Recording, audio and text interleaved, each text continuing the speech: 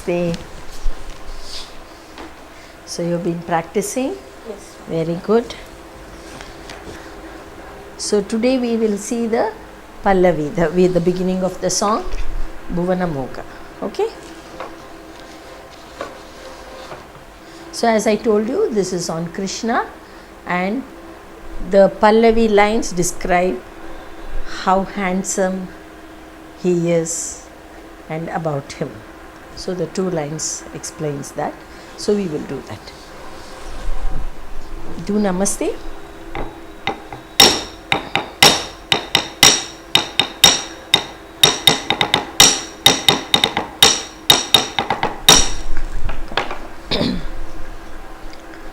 First one line I will sing and show you, and then I'll teach you the hymn.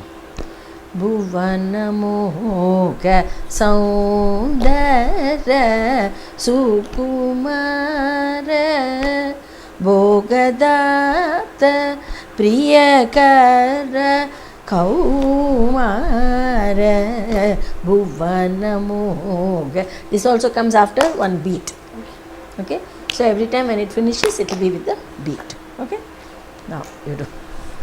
Bhuvana Mo, one line. Moha Saundara. Bhuvana Moga Saundara Sukumara Bhogadata Priyakara Kaumara.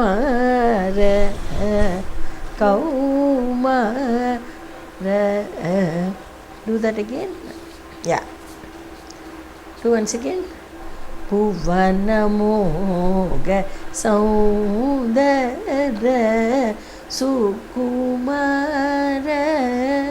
Bhogadata Priyakara Kaumara Bhuvana.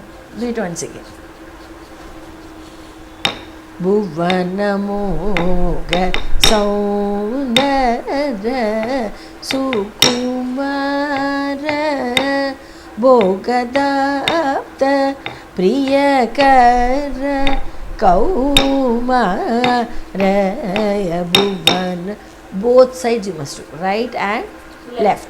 Once again, right and left you do the first line. Okay? Bhuvana Moga Saundara Sukumara Bhogadata Priyakara Kaumara Bhuvana Moga Saundara. From here Priyakara should go. Kaumara Kaumara. From here to here. Quickly. Kaumara. Yes. The left side. Do the right and the left. 1, 2. Bhuvana Moga Saundara Sukumara Bhogadata Priyakara Kaumara Bhuvana Moga Saundara Sukumara Bhogadata Priyakara Kauma. This side only. Only this. Kaumara. The second hand. From there you go that side. Bhuvana Moga. Bhuvana Moga. This Saundara. Saundara. Okay. Bhuvana Moga Saundara Sukumara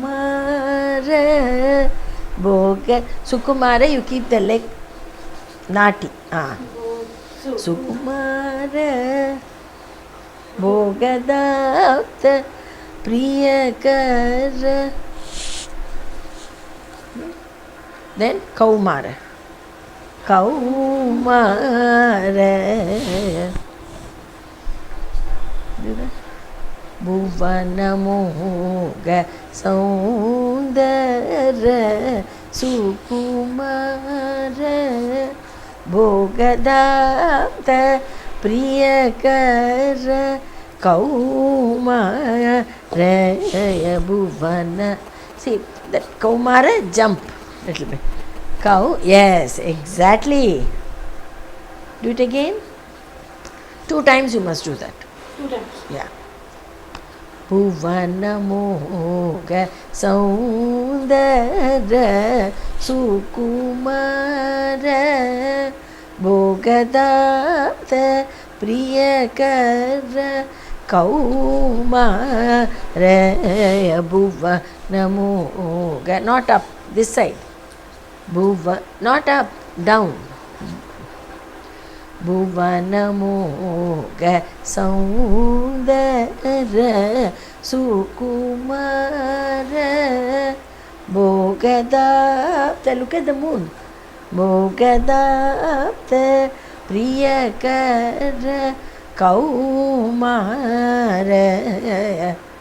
You have the 2 hands? Yes. Remember that. The third one.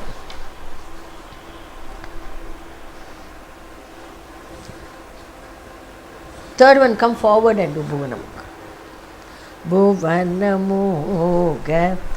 You, when you are doing this, Dittai, you must go at the back.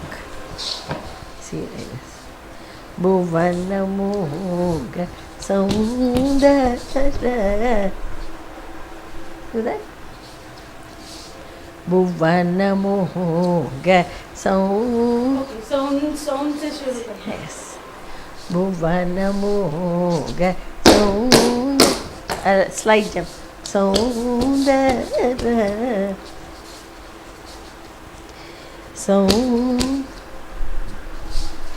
Bhuvanamoga Saundara Sukumara. 2, 1, 2. The third hand. Okay. Come forward and do Bhuvanamoga Saundara. Dittai fast. Saundara. Bhuvanamoga Saundara Sukumara Bhogadapta Priyakara. Then Kaumara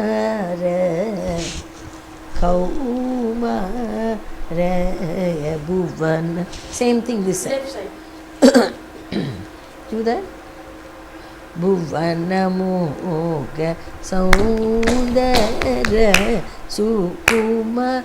Don't do it so fast. Anyway, slightly slow. Slow down the pace. Bhuvanamoga Saundara Sukumara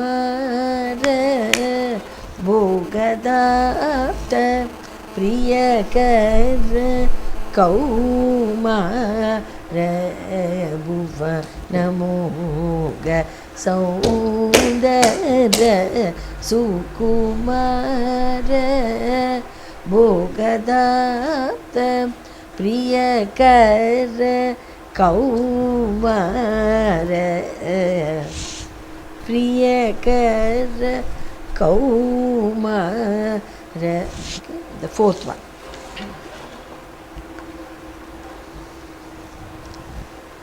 Bhuvanamoga Bhuvanamoga. Okay. Saundara Sukumara Saundara Sukumara Bhogadapta Priyakara Kaumara.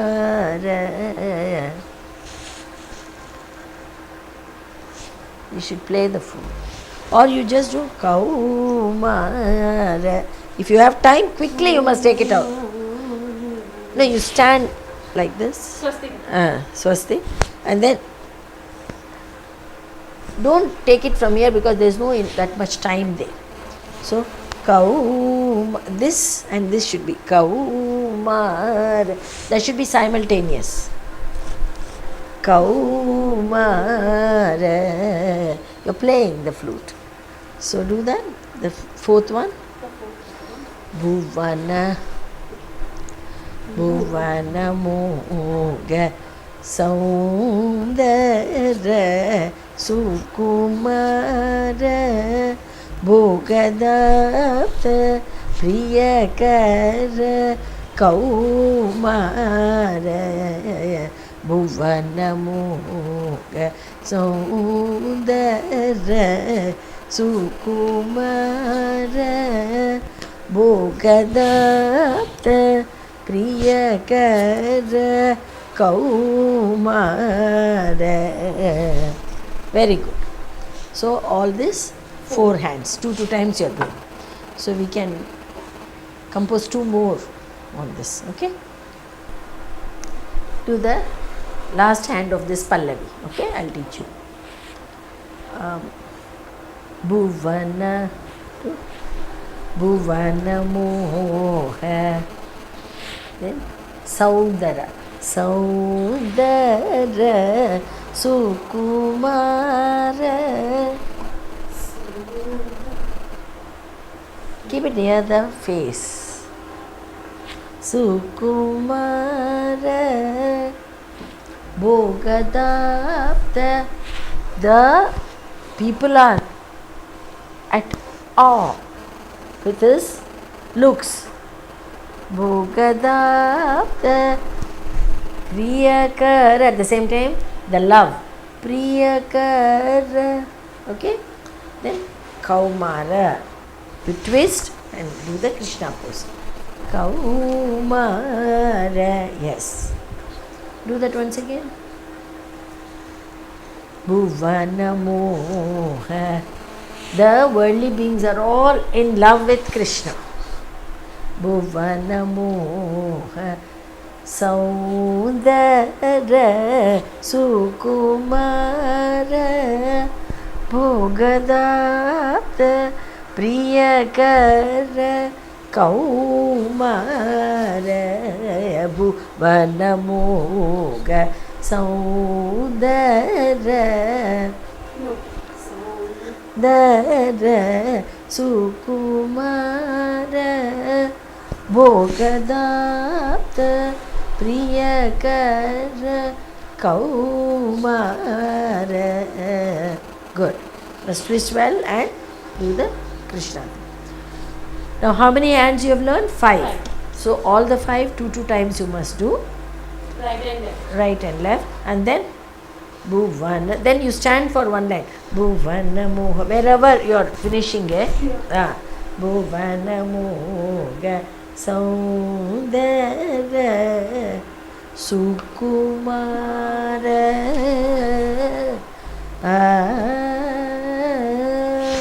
Then you stop for the Mridanga Muttaipu to finish, so that we take the second line.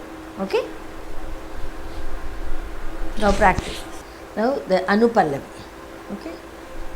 Davala. Davala means white color flower, sparkling. Davala Davala Nuta Samuha Samana. It is Samana. It's Danta Visita Mita Hasana Gambira. Correct. Do that once again. Davala Davala Nuta Samuha Samana Danta Visita Mita Hasana Gambira. Dava. 2 times you must do this. Once more. Dhavala dhavala nuta samuga samana Danta visita mita hasana gambira. The second hand. Second hand is you show the mountain and then the snow-clad mountains. When the sun comes, then it shines. Okay? Dhavala dhavala nuta samuga saman sparkles. Danta visita mita hasana. Then gambira. Come this side, walk this side, gambira. Or show that side. Hasana, gambira. Gambi, back side. Do now. One. Second one you do, and then first and second together. Do the second one. And every hand you must do twice. Dhavala dhavala nuta samuga samana Danta visita mita hasana gambira. The second one is hand at the back. Yeah. And gambira you must start in samam. Gambira. Okay? Don't leave that place. Within that you must finish the previous bhav. The first one you will do? First one 2 times, second one 2 times, yes. 1, 2. Dhavala dhavala nuta muga samana Danta visita mita hasana. No. Again. You must do all the other things slowly. Danta visita mita hasana gambi. Hasana, with showing your teeth. Yeah. He is laughing like always. 1, 2. Dhavala dhavala nuta samuga samana Danta visita mita hasana gambira.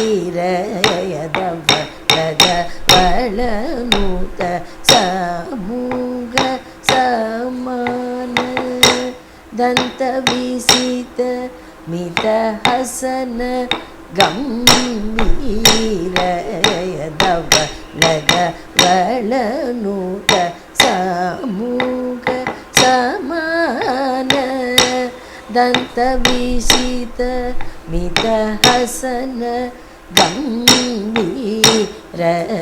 Dhavala dhavala nuta samuga samana Danta visita mita hasana gambira. After this, the jatis, thanam kitatajam, that will come. So you practice up till this, and then we will take in the next class. Do namaste.